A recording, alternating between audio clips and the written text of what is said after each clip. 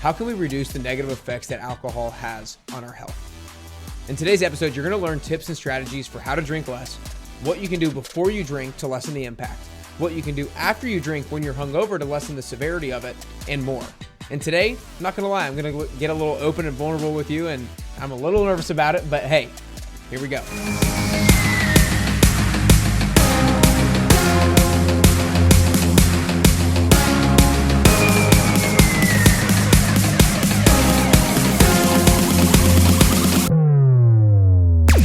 All right, you guys, today I'm really excited about this episode of the alcohol series because last episode I feel like I completely bashed alcohol, and I did.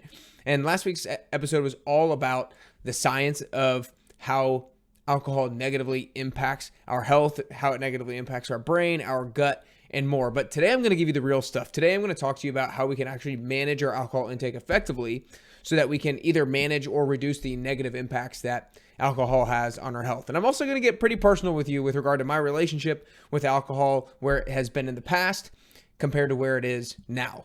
Now, personally, let's lay the foundation. I'm not going to stop drinking, or at least I don't feel called to at this point in my life. And that's because I enjoy it for one, but it's also because I feel like I'm in a pretty darn good spot with managing my alcohol intake and my relationship with alcohol. I mean, I don't drink during the week, at least most of the time, unless there's a specific event that I'll allow myself to drink at. Most of the time, if I am drinking, then I'll drink to feel a buzz and feel maybe a little bit drunk sometimes, but definitely not excessively. And every once in a while, I would say that I partake in what would be considered binge drinking, which for men is defined as 5 or more drinks on one occasion. And for women, that's 4 or more drinks on any one occasion. And I might have done that some during the fall and some Saturdays when I was watching football all day long. I may do that when I go to a wedding or when I'm on vacation. But outside of some of those times, I don't really participate in binge drinking. And when I do fall into the category of binge drinking, I'm focusing on not getting stupidly belligerent. I'm not regretting my actions, and I'm not putting myself or others in harm's way. But I'm not going to lie. That's not how it always used to be. To be completely transparent with you, when I was in college at the University of Georgia, I drank a lot. I was in a fraternity, and it was just so normalized back then to drink heavily on multiple days of the week, and I definitely partook in that myself. I'm somewhat embarrassed to say this, but when I was in college, drinking until the point of blacking out and not remembering some of the night before was somewhat of a regularity for me. For some of you, that's probably very scary to hear if you've never had that experience before, but a lot of you listening may know exactly what I'm talking about. That was pretty normal, and it wasn't really frowned upon when I was in college per se, and so I continued to do it. Now, the thought of blacking out honestly scares the crap out of me, and I haven't done that in years and years, and it's almost even hard to believe that that's how it used to be for me. But my body's relationship with alcohol has dramatically changed. And what I mean by that is back when I was in college and I was drinking, I felt like I could always just keep going. I felt like my body was staying alert and awake, and the sensation of drinking and the dopamine and serotonin release that I was getting from it was just always moving in the upward direction, if you will. Nowadays, luckily, it's not like that. After I have a few drinks, most of the time I start to get a little bit more tired and don't really desire to keep going quite as much. And that has actually changed due to the decreased frequency and severity of when I actually drink. That's not really a factor of necessarily getting older. It's actually more of a matter of my neurochemical response to alcohol being different because of drinking less. And so you can apply the knowledge that you learned from last week's episode to this week's episode with regards to what I just said. And I say that to give you hope, because if your relationship with alcohol or your consumption of alcohol is not yet where you want it to be, then know that you have the ability to change. You're not stuck. You always have the ability to change. Your body does have the ability to actually desire less to drink when you drink less of it. So while I don't condone my level of alcohol consumption back when I was in college because it really was excessive, I don't beat myself up about it either. I take full responsibility for my consumption, but I'm just not going to lie. It was normalized based on my environment. And hey, I mean, I was in college. It was just a period of time where that kind of stuff happened, and it was brief and it's over. It's in the past. But I'm so happy that my consumption of alcohol is nowhere near now where it was back then. Now, I promise I'm going to get to the practical tips with regard to what you should eat to lessen the detrimental impacts of alcohol, how to regulate your blood sugar more effectively, how to replenish your gut microbiome, how to reduce hangover effects. But first, I want to dive into a couple of mindset shifts that have allowed me to manage my alcohol intake more effectively and help me improve my relationship with alcohol. The first one is productivity. I mean, after graduating from college, I became an entrepreneur pretty quickly. And when you're an entrepreneur and you're running your own business, you are the only one who has the ability to move the needle forward. You can't rely on your boss. You can't rely on your coworkers. You can't rely on anybody else. You are the person that you have to rely on. So I couldn't afford to be hungover or feel bad on one day because I needed to be productive and because I needed to run the business and move the needle forward. So the desire to grow my business and be productive on a regular basis really helped me to manage my alcohol intake. A second mindset shift I made was, hey, Nick, you're not in college anymore. You're a grown man. Act like one. I needed to have that conversation with myself probably a number of times. When I was in college, I mean, like anybody who's in college, my responsibilities were somewhat limited. I still wanted to get good grades. I had a job my junior and senior year, but still, compared to the real world, my responsibilities were a whole lot less. Now, I know that might not be the case for everyone in college. Some people have full-time jobs and stuff like that, but that was the case for me. And I knew that once I graduated, that kind of college mentality wasn't going to allow me to achieve my goals. That lack of responsibility wasn't going to be a good or legitimate excuse anymore. It was time to grow up, put my big boy pants on, and quit acting like an immature college kid. Okay, now that we have some of my personal story out of the way, let's start to dive into some of the practical tips based on the science presented in the last episode. So make sure, again, if you haven't listened to it, go back and listen to it. But tips based on the science for how to manage our alcohol intake and reduce the negative impacts that it has on our health.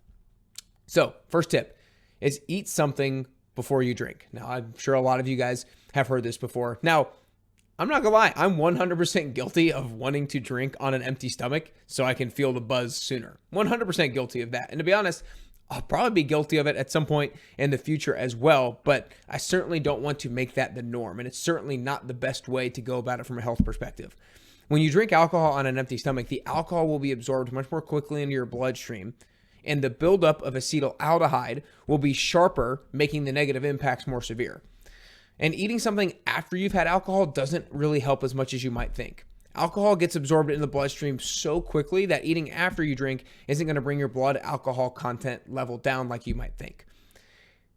And when alcohol gets absorbed in the bloodstream quickly, it's my understanding that more of it has the ability to cross the blood-brain barrier, increasing the negative effects that alcohol has on the brain. So the tip is eat something before you drink, and more specifically, have a well-balanced meal with protein, healthy fat, and fiber prior to drinking to lessen the absorption of alcohol into the bloodstream. So a practical example of this might be is when you go out to eat, either maybe eat something small before you go, or you could potentially wait to order your first drink until either your appetizer comes or your main meal comes. Second tip is manage cravings by regulating your blood sugar. In my interview with Dr. Brooke Scheller, the author of How to Eat to Change How You Drink, she mentioned how so often we can get the urge to drink simply because our blood sugar levels are low. The low blood sugar levels provide us with the craving of an alcohol beverage when we really might just be hungry or might just be thirsty for a glass of water. So the practical tip there is to regulate your blood sugar levels throughout the day by making sure you're eating well-balanced meals with protein, healthy fat, and fiber.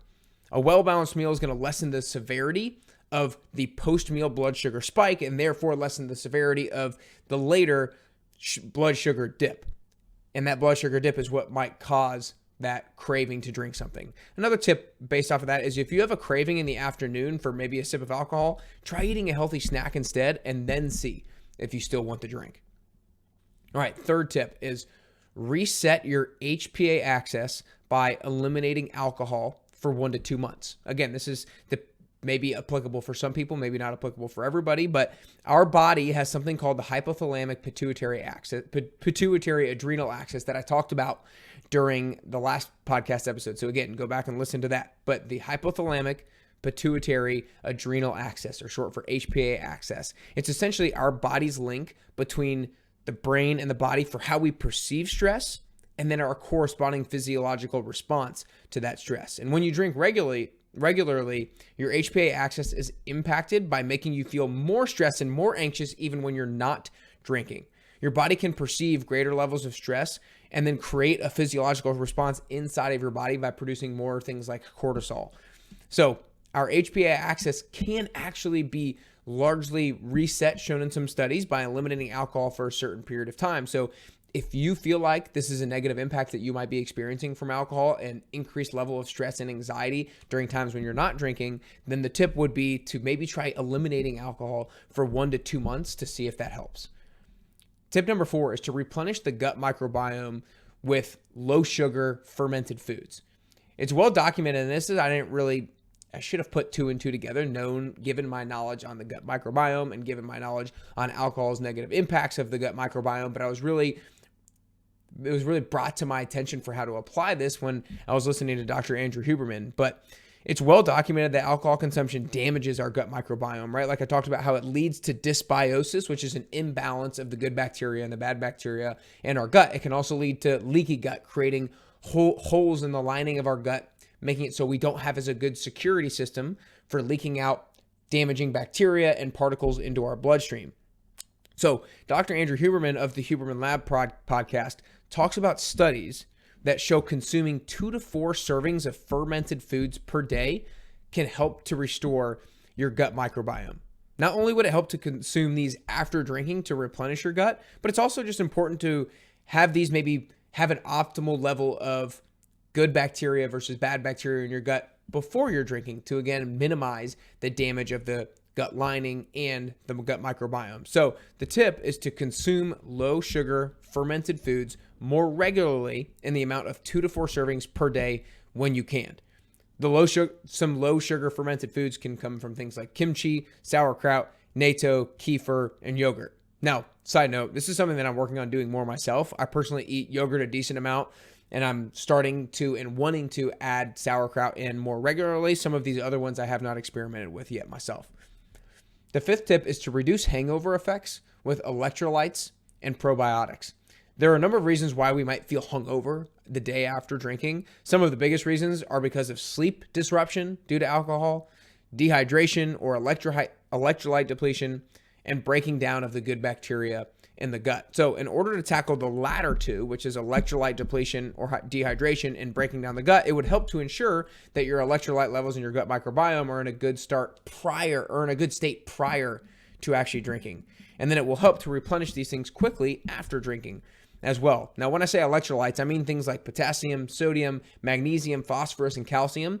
And to help you out, if you want to go read the blog, I have a list of foods that are high in those particular electrolytes as well, and I'm going to read out a few, but I've taken a list that WebMD had posted of foods that are high in these electrolytes. A few of them, for example, for potassium are bananas, salmon, white beans, avocado, and potatoes. For sodium, things like dill pickles, table salt, cheese, and sunflower seeds. Magnesium, spinach, pumpkin seeds, tuna, brown rice, and almonds. Phosphorus, milk, chicken, pumpkin seeds, and quinoa. For calcium, milk, cheese, spinach, yogurt, okra, etc. And again, you can find that full list at the blog. But I also mentioned low sugar fermented foods that are high in prebiotics or in probiotics in the previous tip as well. So again, the tip is to consume foods high in electrolytes and probiotics before and after drinking to help reduce hangovers. Now, the 6th tip is to reduce hangover effects by what alcohol you choose to consume. Now, this tip is coming straight from what I learned from Dr. Andrew Huberman and his podcast and what he talked about on one of his specific episodes. He essentially talked about how there is this belief that sugary drinks are the ones that will make you feel the most hungover. And it turns out that's actually not the case. It turns out that, yes, some drinks that are very sugary will make you feel severely hungover, but other drinks that are high in sugar don't cause quite as severe of a hangover. He recites from a particular study a spectrum of different alcohols that lead to least severe hangovers to most severe hangovers. And the list is as follows from least severe to most severe. Now, the first one, not gonna lie, I have no idea what he's talking about when he says the first one, but he said ethanol diluted in orange juice. And this is the least severe type of hangover. And the reason that we know that is very high in sugar, but it was the least severe reported with regards to hangover levels. Next is beer, vodka, gin, white wine, whiskey, rum, red wine, and brandy. Now, unfortunately, he didn't put tequila in his list. I have no idea where that necessarily lands. So for all of you margarita lovers out there, I'm sorry he didn't have that in his list, but wanted to communicate the ones that he did have. So The tip here is more regularly choose alcohols that have a smaller chance of giving you a bad hangover. The seventh tip is to communicate with the people that you're spending time with. Nowadays, people are much less judgmental when it comes to alcohol consumption, or I should say less judgmental if you decide not to drink alcohol. I know personally I've felt this before, right? Like I didn't want to be the only one at the party or the game who's not drinking. I didn't want to tell them that I'm not drinking and then maybe lead them to thinking like, oh man, he's got a problem and he's trying to deal with something right now. Because nowadays it's not really seen as, oh, they must have a problem. They're more likely to see it as this person's maybe just working on their health right now. And maybe this person has a specific goal that they're working on. And they're more likely to be curious rather than demeaning or judgmental. And remember, if they criticize you, then one, maybe you should evaluate that person's role in your life. And two, they're probably just jealous of you staying healthier, that you have the discipline and that you're going to feel great tomorrow. And they don't, and they're not. So they're probably just envious of you. So the tip there is to communicate openly with people that you spend time with about your alcohol consumption. Don't feel shame. Feel pride in your ability to talk about it and feel pride in your discipline to manage it effectively. All right. Alcohol. It is quite the conversation to navigate. I try to attack the conversation about alcohol carefully myself because I know we all have unique experiences with it and a unique relationship with it. But look, the science is the science and the facts are the facts. Alcohol is not healthy for us. A lot of the science on alcohol that I've discussed are studies done with people who report drinking on average 1 to 2 times a day or 7 to 14 times per week. Therefore, my recommendation would be to see if we can consume 7 drinks or less on average per week. And if you can do 5 or less, then obviously that's going to be better. Alcohol is something that we really need to continually navigate. We're never finished with it. We're always working on it. Sometimes I choose health and I won't drink. Sometimes I choose quality of life and enjoyment and a good time, and I will enjoy an ice cold beer or Modelo. I'll enjoy some red wine or a Moscow Mule or a margarita. And I think we would all benefit from finding a way to most effectively navigate the balance of health and quality of life in the manner that works best for us. And sometimes when I dive into the science, I get worked up about the drinks that I'm consuming. I get worked out about going out and having 5 or 6 beers, and I'm thinking about, oh my gosh, is this going to negatively impact my health? But sometimes I need to remind myself to just take a step back and have some perspective. I try to think about different people in my life, my grandparents who were in good health until they were in their late 80s, and they drank regularly. They loved to have glasses of wine. They loved to have beer. They loved to have a cocktail every now and then. They weren't crazy drinkers, but they loved to enjoy it time and time again. And different people in your life have probably drinking to certain amounts and have been not seen terrible effects from alcohol. So I'm not condoning it, and I'm not saying like it's super healthy for you and it's not going to impact you at all. It's going to impact everyone differently and uniquely. But sometimes taking a step back and not getting super worked up about it is really important, and having some perspective that you don't want to, it does you no good to live until you're 100 and have a miserable life. You'd probably much more likely want to live until 80, 85, 90 and live a life of joy and experiences and fun and relationships rather than living to 100 and you're miserable because you've just been every single day working on not drinking something like alcohol. So that's my 2 cents on it. I hope you guys feel like you got something from this today. And if you feel like you did get something and you want to apply a practical tip, feel free to DM me on Instagram at carrier_bestyou and let me know which tip is your favorite and which ones you're going to work on applying yourself.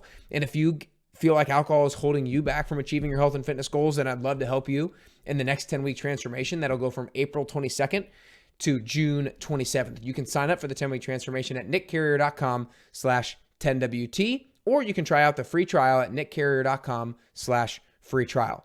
But I hope today helps you more effectively manage your alcohol intake so that you can reduce the negative effects that alcohol has on your health, therefore getting you closer to your health and fitness goals, and ultimately getting you closer and closer to your best you.